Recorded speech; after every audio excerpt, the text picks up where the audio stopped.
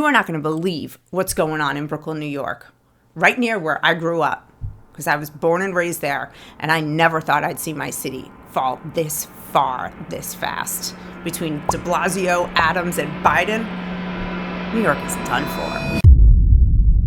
Because this week, James Madison High School in Brooklyn canceled classes so that busloads of hundreds of illegal migrants could move into the school during bad weather.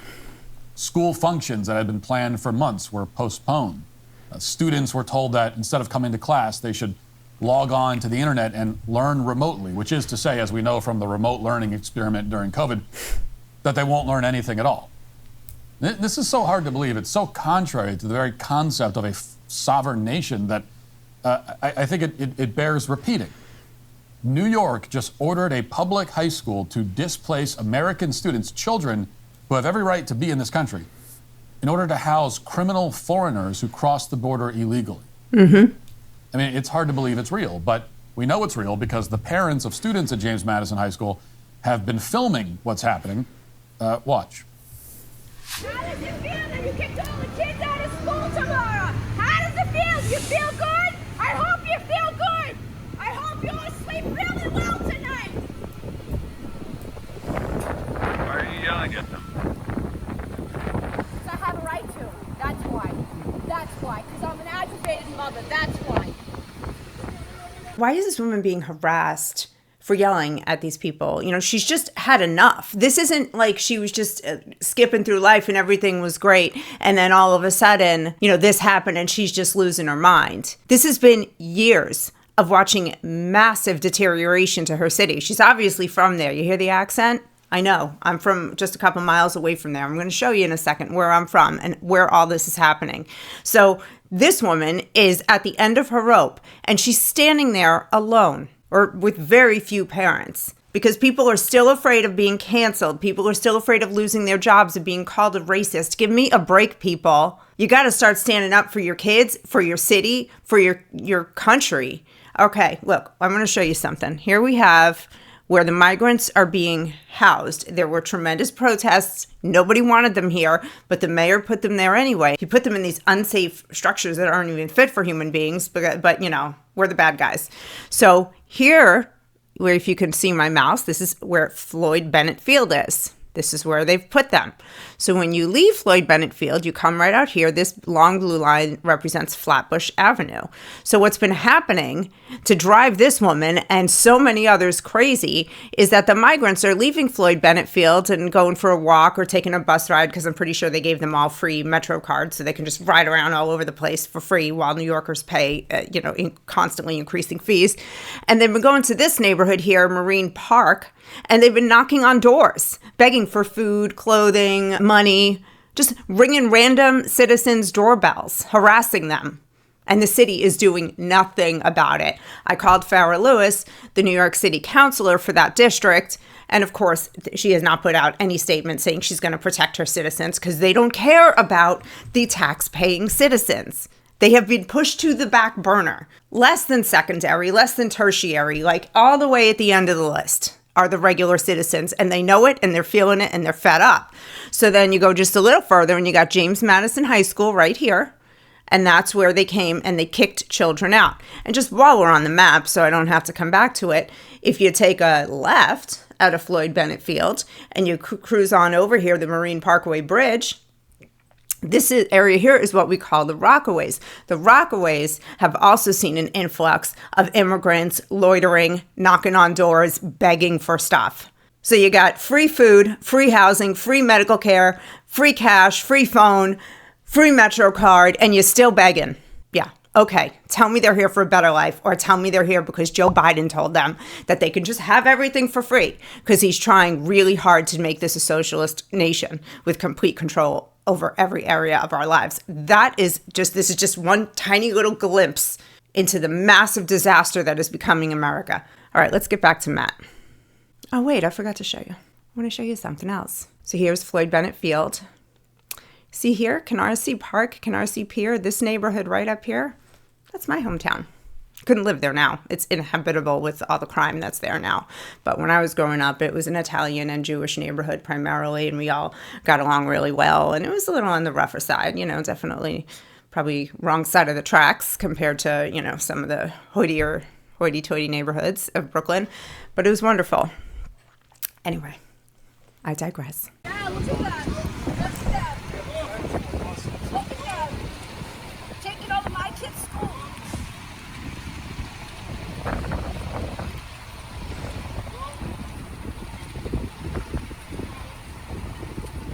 Take all the kids out to sleep here tonight, huh? How long you staying? So that's a parent watching as the city, which she funds with her tax dollars, buses in hundreds of illegal aliens into her child's school. These are foreigners who haven't been vetted. No one has any idea who these people even are. But even if we did know exactly who these migrants were, it doesn't matter. They don't have a right to be in this country, much less in our schools. Let's remember that during the big sickness, New York City mandated that all their employees, cops, firemen, teachers, garbage men, everybody had to, take the needle. It was crucial, or they lost their jobs. People got fired over it.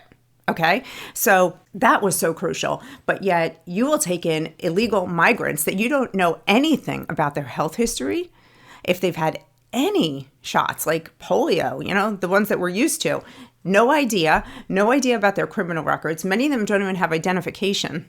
And they can just come in and just scatter them all over the city and let them run free. When we were prisoners, people like us lost their jobs, lost work because of it. The hypocrisy is outrageous. People have been talking about this for years, of course, but now we're really seeing it. And so now you're taking these people who may have all these so terrible diseases, the way they put it, and you're putting them in a place where children go. But wait, watch, this gets worse.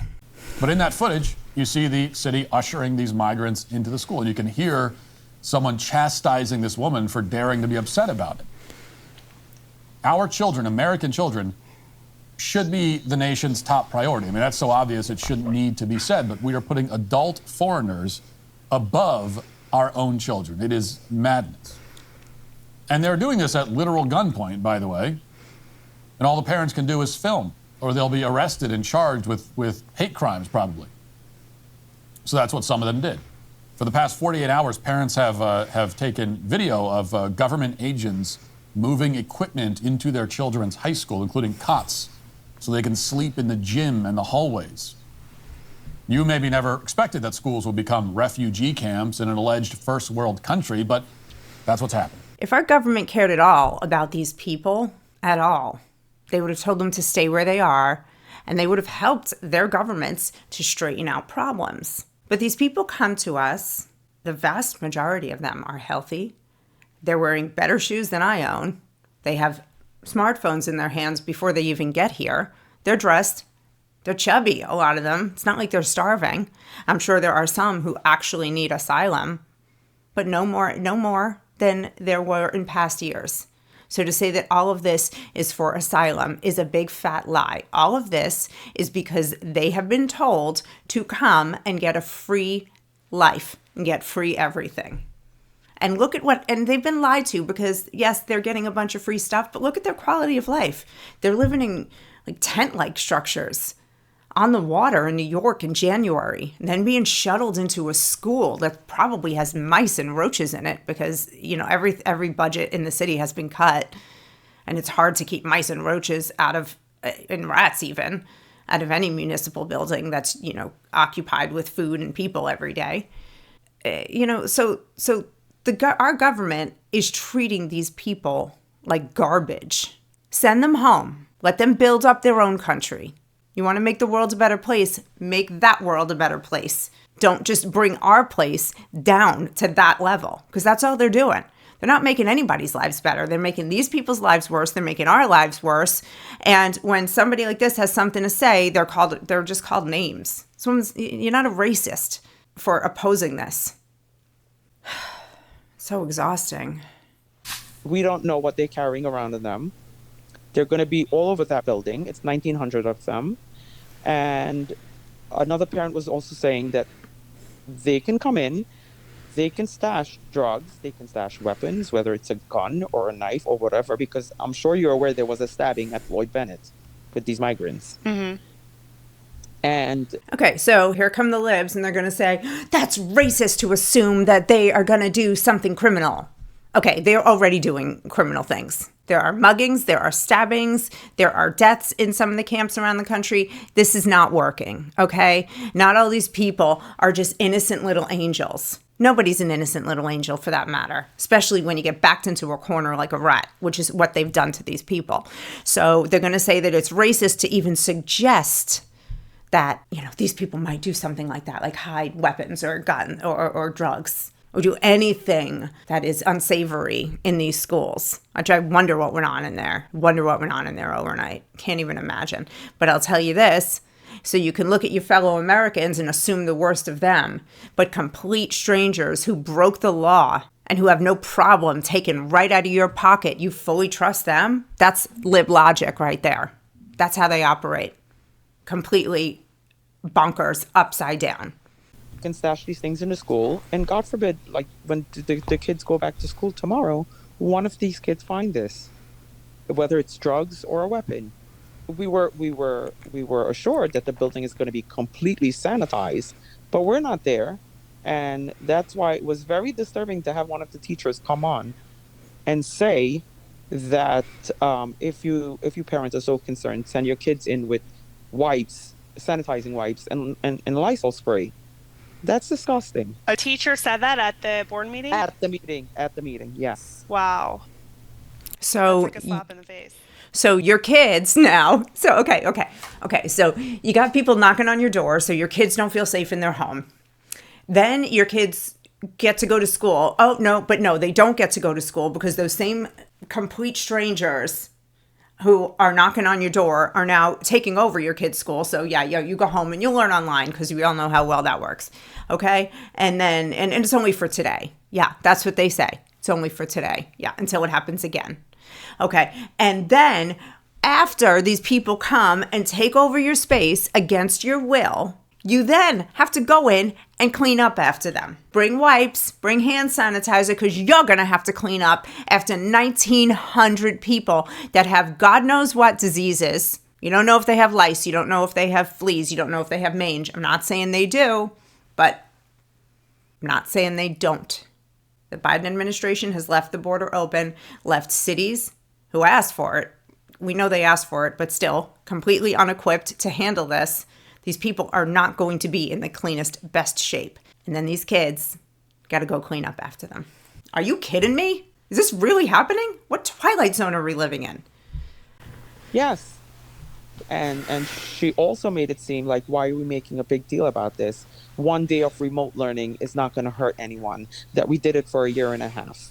Apparently, she's completely missing the point here. I mean, I love having my kids with me. It's not the fact that they're with us. Yes, thank God I have the ability to be home with my child. It's the principle behind this. Mm-hmm. So, just to recap, the school is telling parents to send their students to school with sanitizing wipes and Lysol to clean up after the illegal immigrants that they were forced to abandon the school for. You know, just in case the fumigation efforts aren't sufficient. So, our kids, or if you are in Brooklyn, your kids are going to be the janitors cleaning up after the illegal immigrants. And they're telling the parents to shut up about the whole situation because COVID lockdown set the precedent. They did it during COVID. Even though it was extraordinarily damaging to the kids during COVID, and everybody knows that now and recognizes it. Anybody with any sense recognized it at the time. But if you were wondering why the left was so intent on implementing those lockdowns, well, there's your answer. They wanted a precedent they could use in the future. And already they're using it in order to house illegal migrants in public school. Now, 3 years ago, if anybody on the right had said that the left would use the COVID precedent to turn public schools into homeless encampments for illegal migrants, they would have been called an insane conspiracy theorist. And now here we are. It's so true. It's so true. So many things have happened that, we're the conspiracy theorists are just racking up points. But this is a conspiracy I've never heard. Even the conspiracy theorists, nobody could have seen this coming. This complete destruction of our way of life and complete disregard for the citizens of this country by our government, from the federal to the state and the local level. So few are fighting for the citizens. We have to fight for ourselves. People have to get out there. I mean, this is a level of civil disorder that's so extreme that would have been so unthinkable just a few years ago that it defies any kind of traditional political analysis. This is destruction that doesn't benefit any particular political party over another. It's destruction that's calibrated to destroy the entire foundation of this country. And if you don't believe that, consider the fact that just a few months ago, illegal migrants in New York City started encroaching on the turf of the single most reliable voting bloc for the Democratic Party, which is black people on welfare. And these migrants started showing up early to snag their handouts, which enraged the black residents of New York. Again, this is like something out of a sketch comedy show. It would be funny if it weren't so tragic. Watch. In one neighborhood in Queens between NYCHA tenants and newly arrived migrants. Wow, tensions are growing with not enough food to go around. Why do we have to take the butt of everything? Okay, this community here is already suffering. The residents living in NYCHA's Queensbridge houses look forward to the mobile food pantries that show up weekly. But over the past year, they have witnessed 8,000 migrants. You have to be the butt of it, because if you are on welfare, I'm going to say the hard thing, you are a slave to the government. I don't care what color you are. They own you. You have to fight like hell to get off welfare. You have to fight to build something for yourself, to better yourself, better your situation. It is hard. And now with the way things are around us, it's harder than ever. The Biden administration likes to talk about, we've helped people start more small businesses. Yeah, probably because people are dying and they need a second job. So they're trying to start a gig on the side, starting a small business, but they add regulations and taxes, and it's so expensive to even get the basic supplies you need to start a business. But whatever it takes, whatever sacrifice it takes, get yourself off welfare. The internet is full of free education. Find a way out, because why do you keep becoming the butt of it? Because they don't actually care about you. They just wanted your votes. Oh, vote for me and I'll give you a free house and free food and free health care. But look what it really gets you. It gets you stuck. And I am so sad for these people, because they have been tricked into thinking that the government cares about them by politicians with flowery language who live in a big, beautiful house somewhere, and they're certainly not living in the projects, and they're certainly not waiting for the food pantry truck to show up. Just like I said before, they're not looking to raise anybody up. They're just looking to push us all down to the lowest common denominator. This is coming to a city near you, if it's not already there. That's the problem. Everybody thinks, this couldn't happen by me. Yeah, it can, and it will, if you allow it. Get involved now before it gets too bad. Stop the bleeding now before we are completely bled out as a country and we have nothing left. Thanks for listening, guys. Drop a sub, and see you next time.